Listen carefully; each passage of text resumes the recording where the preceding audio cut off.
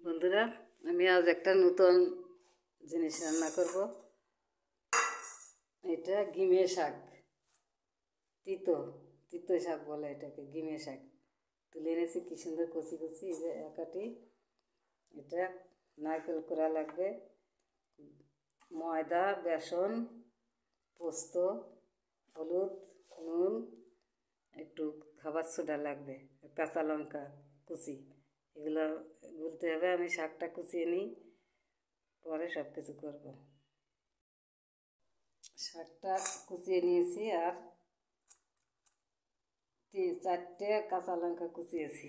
এখন আমি এগুলো দিয়ে বাটার তৈরি করব।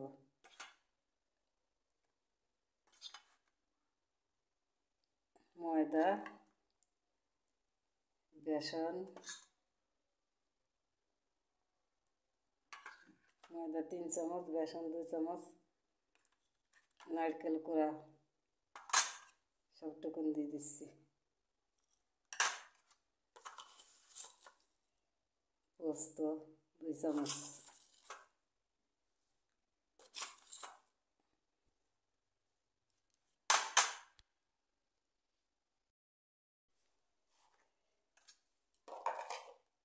লবণ পরিমাণ মতো,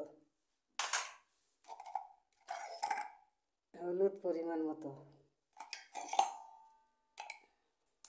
মিক্স করে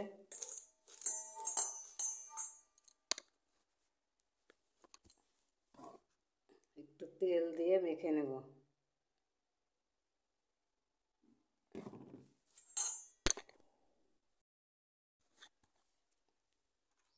সামান্য একটু খাই সোডা, এবার জল দিয়ে এটাকে একটা ব্যাটার তৈরি করব।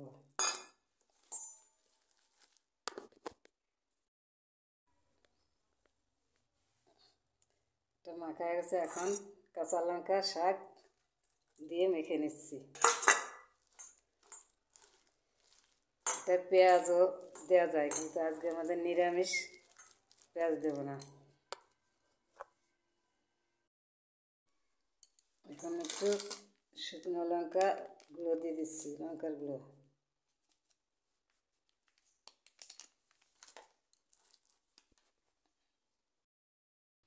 কড়াই দিতে গেছে, এখন আমি অল্প তেল দিয়ে বড়া ভাজার মতো করে নেব।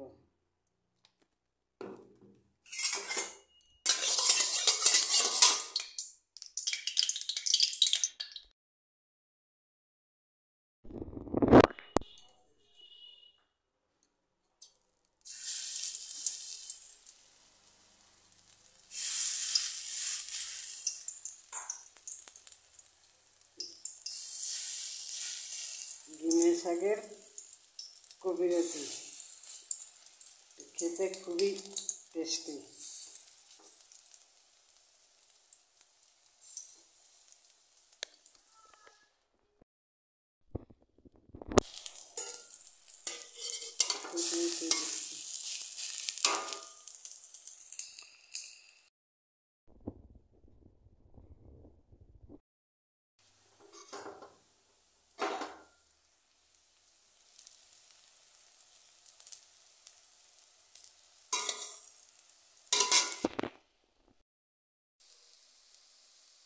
হয়ে গেছে, এখন নামিয়ে নিচ্ছি।